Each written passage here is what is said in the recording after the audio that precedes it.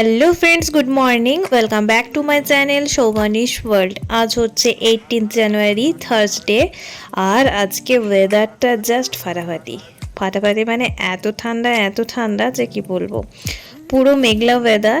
এখন বাজে 11:50 মতো। এই যে আজকে কাপড় জামা যা কাচাকাচি হয়েছে পরিষ্কার করা, তো সমস্ত কিছু মেলাই আছে, কোনো রোদও নেই, কিচ্ছু নেই। এগুলো যে কোথায় শুকাবে সেটাই হচ্ছে চিন্তা। বৃষ্টি হয়েছে ভোরবেলা, প্রচণ্ড ভোরবেলা ঠিক নয়, মানে মাঝরাত্রি আর কি। বৃষ্টি তো হওয়ার কথাই ছিল 16, 17, 18 জানুয়ারি। তো সেই অনুযায়ী বৃষ্টি কিন্তু আমাদের এদিকে ভালোই হয়েছে, আর বেশ জোরেই হয়েছে বৃষ্টিটা। গাছগুলো দেখুন কি সুন্দর লাগছে, আজকে পুরো সবুজ হয়ে রয়েছে গাছগুলো, আর তার সাথে ফুলগুলো ফুটেছে সুন্দরভাবে। এই দেখুন কাগজ ফুলগুলো জলের ভারে নেতিয়ে পড়েছে, ফুলও রয়েছে তার সাথে জল পড়েছে, তাই ভারী হয়ে গেছে গাছটা। দেখুন জল জমে রয়েছে, দেখছেন কি সুন্দর লাগছে ফুলগুলো। ফুলগুলো এমনিতে যেরকম সুন্দর লাগে দেখতে, জলের জন্য ফুলগুলো কেমন নেতিয়ে পড়েছে। শীতকালীন গাছগুলোর এই একটা সমস্যা, বৃষ্টির জল কিন্তু এরা একদম সহ্য করতে পারে না, কেমন যেন হয়ে যায়। আর এদিকে রয়েছে ক্রিসমাস ট্রিটা, কি সুন্দর লাগছে দেখুন, এখানেও জল জমে রয়েছে। এই দেখুন, ভালো করে দেখলেই বুঝতে পারবেন। আর এই গাছটাতে হাত দিতে এত ভালো লাগে যে কি বলবো, খুব ভালো লাগে। বেশ একটু কাটা কাটা ধরনের, এটাকে হয়তো কাটা ঝামও বলে থাকে, তবে আমি ক্রিসমাস ট্রি বলেই জানি। কিন্তু গুড নুন এভরিওয়ান। এখন তো বাজে মোটামুটি 12:45 মতো। তো স্কুল থেকে চলে এসে আজকে একটু বসিনি, আমি সোজা জল গরম করে চলে গিয়েছিলাম স্নান করতে। কারণ স্কুল থেকে এসে যদি একবার বসে যায় তাহলে আর স্নান করতে একটু ইচ্ছে করে না, প্রচণ্ড ঠান্ডা আজকে।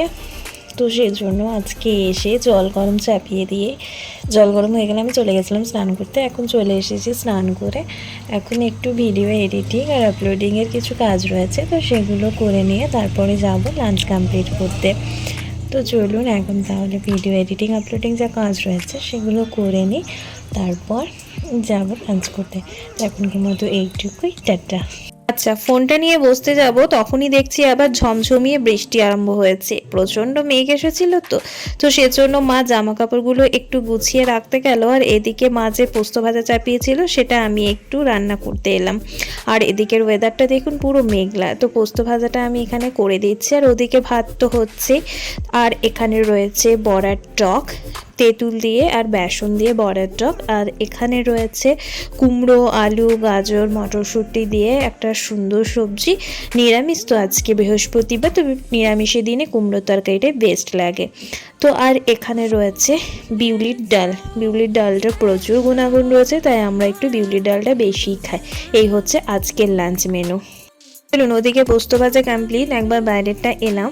দেখুন বৃষ্টি পড়ছে, বুঝতে পারছেন? ভালো করে লক্ষ্য করলে কিন্তু বুঝতে পারবেন বৃষ্টি পড়ছে, তাই কাপড় জামাগুলো ঘরের মধ্যে মেলতে হবে। বললাম না আজকে আর কিচ্ছু শোকাবে না।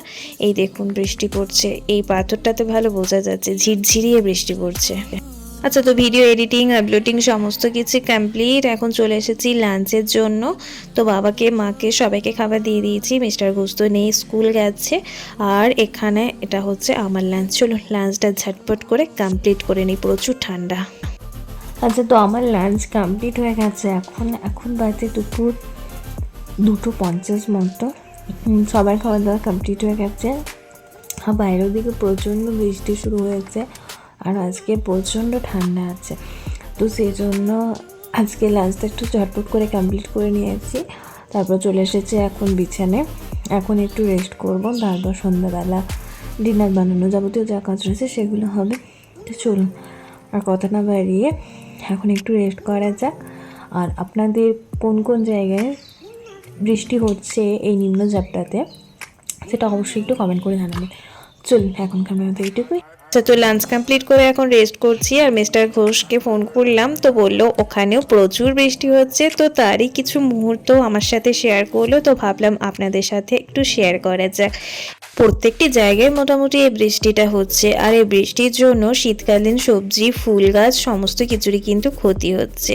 কি আর করা যাবে, সবই তো ভগবানের হাতে, মানুষের হাতে তো কিছুই নেই। যা হচ্ছে সেটা মেনে নিয়েই জীবনটা কাটিয়ে ফেলতে হবে, এই আর কি। আর এই বৃষ্টিটা এইটার জন্য প্রচুর ঠান্ডা পড়েছে। ডিসেম্বরের দিকে আমরা ভাবছিলাম যে একটুও এবছর ঠান্ডায় পড়লো না, পুরো গরম গরম। তো নাও ঠান্ডা কত নেবে। গুড ইভিনিং এভরিওয়ান, চলে এসেছি রান্নাঘরে চা খাওয়ার উদ্দেশ্যে। প্রচুর ঠান্ডা আর এত দুপুরবেলা ঘুমিয়ে পড়েছিলাম যে সন্ধে হয়ে গেল পুরো উঠতে। আর ঠান্ডার জন্য ব্ল্যাঙ্কেট ছেড়ে উঠতে ইচ্ছে করছে না। তো মা চা বানিয়েছিল, বললো চা খেয়ে নিতে। তো দেখি বিস্কিট মোটামুটি প্রায় শেষ হয়ে গেছে, কয়েকটা রয়েছে। তো ভাবলাম বিস্কিটটা খুলে রাখি, সকালবেলা তো আবার লাগবে, জন্য বিস্কিটটা খুলে নিয়ে চা খেতে গেলাম। তো যাই হোক, চা খাওয়া আমাদের কমপ্লিট হয়ে গেছে। এখন চলে এসেছি ডিনারের ব্যবস্থা করার জন্য। ঠান্ডাই হোক আর গরমই হোক, জলই পড়ুক আর ঝড়ই হোক, বাড়ির বউদের তো কোনো দিনও ছুটি নেই। সেই কাজ, সেই খাবারের আয়োজন, সেই পরিবারের মানুষদের খেয়াল রাখা, সব কিছুরই দায়িত্ব রয়েছে বাড়ির বউদের হাতে। যাই হোক, এখন চলে এসেছি রান্নাঘরে। আজ একটু লুচি আর ঘুগনি বানাবো ভেবেছিলাম। মিস্টার ঘোষের বাড়ি আসার কথা ছিল, বাট বৃষ্টির জন্য আর ঠান্ডার জন্য আজকে বাড়ি আসতে পারলো না। তো সেজন্য মেনুটা একটু চেঞ্জ করলাম। লুচি খেতে যেহেতু মিস্টার ঘোষ একটু বেশি ভালোবাসে, তাই আর লুচিটা আজকে স্কিপ করলাম। ও আসবে বাড়ি, তারপর হবে। ঠান্ডাটা তো বেশ পড়েছে, আর এই ঠান্ডাতে ইচ্ছে করে একটু ভালো মন্দ কিছু খাবার। তো লুচিটা স্কিপ করলাম, বাট লুচির বদলে আজকে হচ্ছে পরোটা। তো গাওয়া ঘি আর সাদা তেল মিক্স করে পরোটাটা বানাবো হালকার মধ্যে, কারণ খুব একটা অয়েলি আমিও পছন্দ করি না আর বাবাও পছন্দ করে না, সেজন্য হালকা করে বানাবো। আর এখন ছোলার ডালটা বানাচ্ছি আলু দিয়ে, পুরো দোকানের মতো। মিষ্টির দোকানে আমরা খাই না পুরি আর ছোলা আলুর সবজি, তো সেরকমই বানানোর ইচ্ছে রয়েছে। তো সেভাবে বানাচ্ছি আজকে, একটু সুন্দরভাবে বানাবো, একটু অন্যরকমভাবে বানাচ্ছি। বেশ একটু নারকেল ফোড়ন দিয়ে তার সাথে একটু আদাও দিচ্ছি, জিরে গুঁড়োও দিচ্ছি, সবই দিচ্ছি। আর এটা পুরোপুরি নিরামিষ রান্না করছি। আজ তো বৃহস্পতিবার, আর বৃহস্পতিবার দিন আমরা সবাই কিন্তু নিরামিষই খাই, মানে বাড়িতে আমাদের নিরামিষ রান্নাই হয়। তো সেজন্য এই ডালটা, মানে এই ছোলা আলু সবজিটা পুরোপুরি নিরামিষই রান্না করছি। আমরা যখন ছোট ছিলাম তখন আমরাও বৃহস্পতিবার দিনটি কিন্তু পালন করতাম না। বাড়ির বড়রা পালন করলেও আমাদের জন্য একটা ডিমের অমলেট বা ডিম সেদ্ধ কিছু একটা থাকতোই।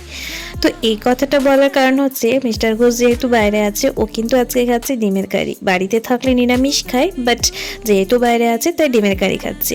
ওটা শুধু ওকে বলা নয়, আমরাও যখন বাইরে কোথাও যাই, নিরামিষ আর কোথায় পাবো বাইরে, তো আমাদেরও পেঁয়াজ রসুন মাছ মাংস ডিম সবই খাওয়া হয়ে যায়, যখন যেটা সম্ভব আর কি। বাইরে তো আর সেভাবে নিরামিষ কিছুই পাওয়া যায় না, মানে খুঁজতে হবে অনেক, অ্যাভেলেবেল তো নয়। যাই হোক, বাড়িতে যখন পালনটা হচ্ছে তখন পালন করে চলাটাই ভালো। তো সেজন্য এদিকে বানিয়ে নিলাম ছোলা আলু সুন্দর সবজি। এটা নিরামিষে বেশ ভালোই লাগে, পেঁয়াজ রসুনের কিন্তু কোনো দরকার হয় না। দেখুন, গল্প করতে করতে আমার এদিকে ডালটা মোটামুটি প্রায় রেডি হয়ে গেল, মানে সিঁড়ি বলেই নামিয়ে নিলে হবে। আর এদিকে চলে এসেছি এখন পরোটা করে নিতে। এটা কিন্তু নর্মাল গমের আটার পরোটা বানাচ্ছি আজকে। আর এখানে আমি একটু গাওয়া ঘি আর তার সাথে একটু সাদা তেল মোটামুটি মেল্ট করে রেখেছি। গাওয়া ঘিটা তো বসে যায় এই ঠান্ডাতে, জমে যায় একদম, তো সেটাকে মেল্ট করে নিয়েছি। এখন একটু হালকা হালকা করে আমি ঘি আর তেল দুটো মিক্স করে নিয়েছি, সেটা আমি পরোটাগুলোতে একটু করে দিয়ে এপিট ওপিট করে ভালোভাবে সেঁকে নিচ্ছি। তো আমি এখানে একসাথে দুটো করে পরোটা বানিয়ে নিচ্ছি, তাহলে সময়টাও কম লাগলো আর তেলটাও ব্যালেন্স রয়ে গেল, মানে যে আমি তেল বা ঘি যাই ব্যবহার করছি। আপনারা চাইলে এটা বাটার দিয়েও করতে পারেন, বেশ ভালো লাগে। তো চলুন এখন ঝটপট করে সমস্ত পরোটা আমি এভাবেই কমপ্লিট করে নিই, আর তারপর ডিনারটা কমপ্লিট করে নেব। বাইরে যা ঠান্ডার কুয়াশা পড়ছে কি আর বলবো, বার্নে কুয়াশাটা আবার এসেছে পুরো ধোঁয়ার মতো। যাই হোক, এদিকে এই দুটো পরোটা আমার একদম রেডি হয়ে গেছে। পরোটাগুলো রেখে দিলাম একটা হটপটের মধ্যে, বাকি পরোটাগুলো আমি এক প্রসেসে বানিয়ে নিচ্ছি। আর এদিকে সমস্ত পরোটা আমার রেডি হয়ে গেছে, ওদিকে ডালও আমার কিন্তু একদম রেডি হয়ে গেছে। চলুন তাহলে ডিনারটা এখন কমপ্লিট করে নিই, আর আজকের ব্লগটা তাহলে এখানে শেষ করছি। ব্লগটি যদি কিছু ভালো লেগে থাকে অবশ্যই একটা লাইক কমেন্ট অ্যান্ড শেয়ার করে দেবেন। দেখা হচ্ছে খুব তাড়াতাড়ি নতুন একটি ভিডিওর সাথে। ততক্ষণ পর্যন্ত সবাই ভালো থাকুন, সুস্থ থাকুন, ধন্যবাদ।